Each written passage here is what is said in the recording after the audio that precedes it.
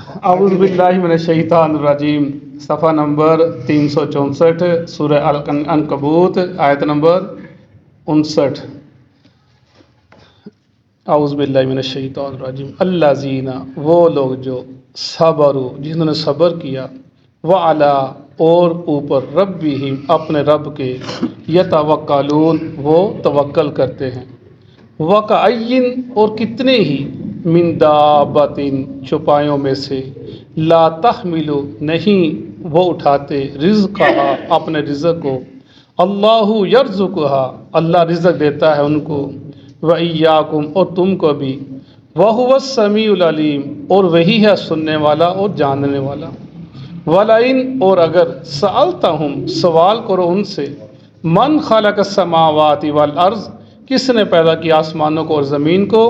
وسخر الشمس، اور مسخر کیا سورج کو، والقمر، اور چاند کو، لیقولن اللہ، ضرور وہ کہیں گے اللہ نے، فانا، پھر کہاں پر، یؤفکون، وہ مڑے جاتے ہیں، پھرے جاتے ہیں، اللہ، اور اللہ تعالیٰ ہی ہے، یبسط الرزق، کشادہ کرتا ہے رزق کو، لمن یشاء، جس کے لیے وہ چاہتا ہے، من عبادہ، اپنے بندوں میں سے، ویقدر، اور تنگ کرتا ہے، لہو، اس کے لیے، ان اللہ، بے شک اللہ تعالیٰ، بکل، ساتھ ہر شیء، چیز کو، علیم، جاننے والا ہے، وَلَئِن سَأَلْتَهُمْ، اور اگر سوال کریں ان سے، من نزل، کس نے اتارا، من السماء، آسمان سے، ماء، پانی، فاحیا، پس وہ زندہ کرتا ہے، بہ الارض، ساتھ اس کے زمین کو، من بعد موتها، اس کے مردہ ہونے کے بعد، لیقولن اللہ، ضرور کہیں گے اللہ تعالیٰ ہی ہے، کل، کہہ دیجئے، الحمدللہ، سب تعریفیں اللہ کے لیے ہیں، بل اکثرہم، بلکہ ان کی اکثریت، لا یعقلون، نہیں سمجھتی، صدق اللہ العظیم۔ جیسا کہ ہم پڑھ رہے ہیں کہ ہجرت کرنا،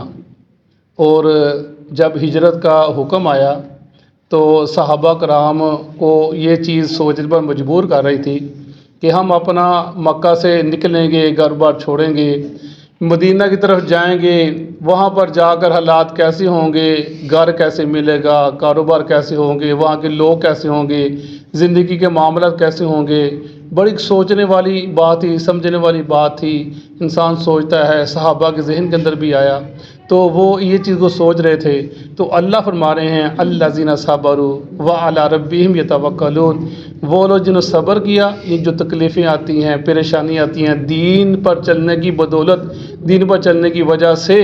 تو فرمایا کہ وہ صبر کرتے ہیں اس کے اوپر، اور اپنے رب پر توکل کرتے ہیں، بھروسہ کرتے ہیں کہ ادھر بھی وہی اللہ ہے جو مکہ میں ہے، مدینہ وہی اللہ ہے، ہم اسی کے حکم سے جا رہے ہیں، اسی پر بھروسہ کرتے ہیں، وہ اس نے اگر ادھر ہم کو نہیں تنہا نہیں چھوڑا تو مدینہ بھی ہم جا کر ہم کو تنہا نہیں چھوڑے گا، اللہ ہمارے ساتھ رہے گا۔ دکھوں پر، وطن چھوڑنے پر جو تکلیفیں، دکھ، پریشانی آئیں، دین کے معاملے کے اوپر صبر کرتے ہیں اور اللہ پر ہی بھروسہ کرتے ہیں، توکل کرتے ہیں، تو فرمایا کہ ان کے لیے اللہ ان کا ساتھ نہیں چھوڑے گا، وہی توکلون، اللہ پر بھروسہ کرتے ہیں، وکأین، پھر اللہ آگے فرما رہے ہیں ان کو سمجھانے کے لیے، مہاجرین کو سمجھانے کے لیے، یا دوسرے جو مشرک مکہ ان کو سمجھانے کے لیے، اصل مہاجرین سے، وکأی من دابہ، وہ جو مہاجر ہجرت کرنے کے جا رہے ہیں، کہ کتنے ہی پرندے ہیں، کتنے ہی، لا تحمل رزقہا، کہ جانور ہیں، وہ اپنی اوپر اپنا رزق نہیں اٹھاتے، اپنی پیٹھ کے اوپر اٹھائے نہیں پھرتے،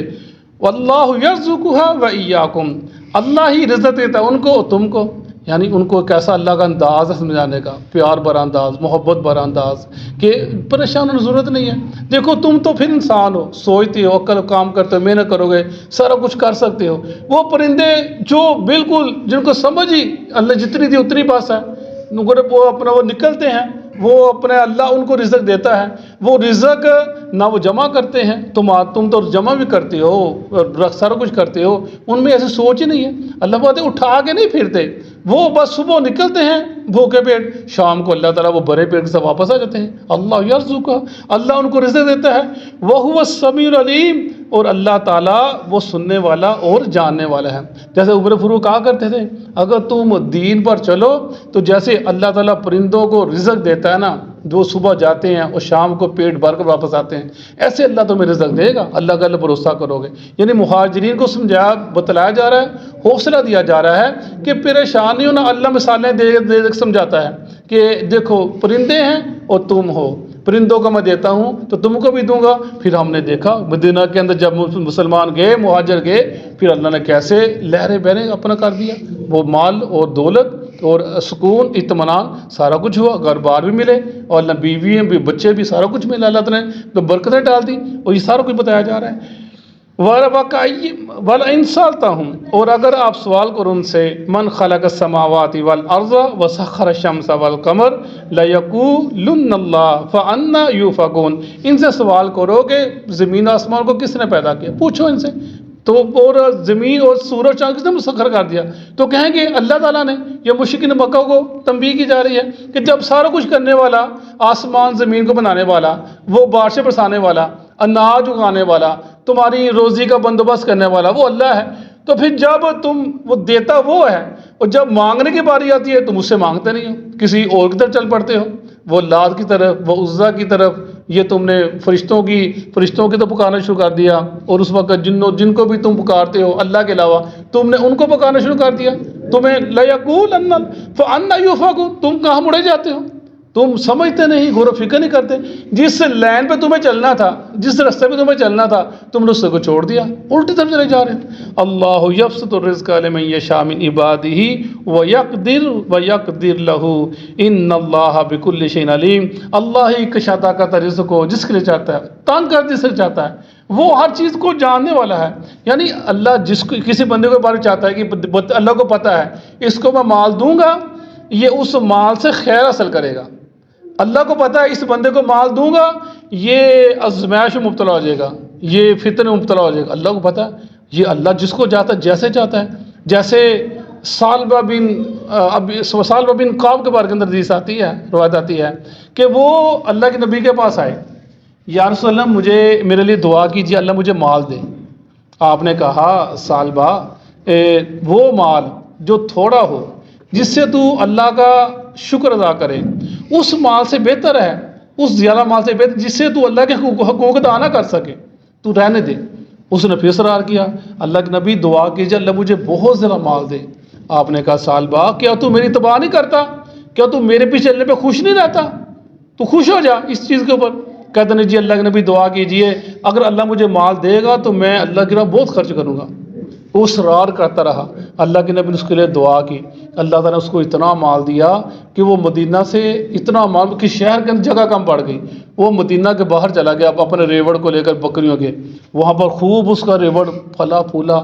اللہ کے نبی نے ثعلبہ زکوٰۃ لینے کے لیے وہ جو محصول تھا اس کو بھیجا کہ زکوٰۃ لے کر آؤ۔ وہ کہنے لگا، جب زکوٰۃ لینے کے لیے گیا کہنے لگا یہ بھی تو جزیہ ہی ہے، زبردستی لینا چاہتے ہیں۔ اس نے ٹال مٹول کی، نہ دیا، پھر بھیجا، پھر اسے ٹال مٹول کی۔ تو اللہ کے نبی کو جب پتہ چلا، آپ نے وہ جو زکوٰۃ لینے کو اس نے آگے بتایا کہ اس نے ایسے ٹال مٹول کرنے نہیں دے رہا زکوٰۃ، آپ نے کہا ثعلبہ تباہ ہو گیا۔ آپ نے 3 دفعہ فرمایا ثعلبہ تباہ ہو گیا، ثعلبہ تباہ ہو گیا۔ جو اس کے رشتہ دار نے جا کر بتلایا ثعلبہ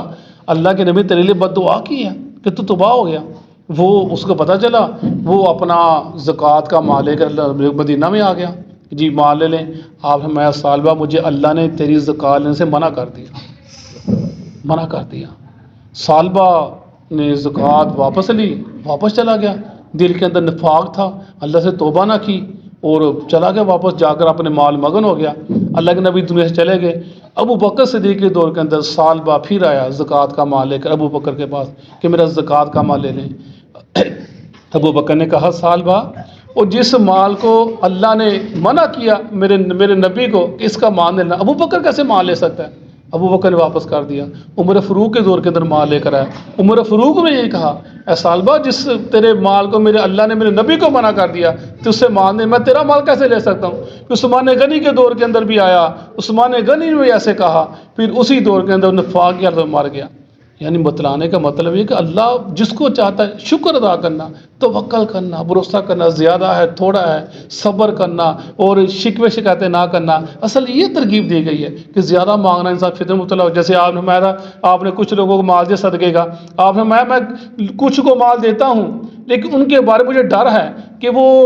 بے چین لوگ ہیں، بکلاہٹ کے شکار ہیں، کہ دین سے پھر نہ جائیں، اور جن کو مال میں نہیں دیتا مجھے پتہ ہے ان کے دل بلائی کے اوپر قائم ہے۔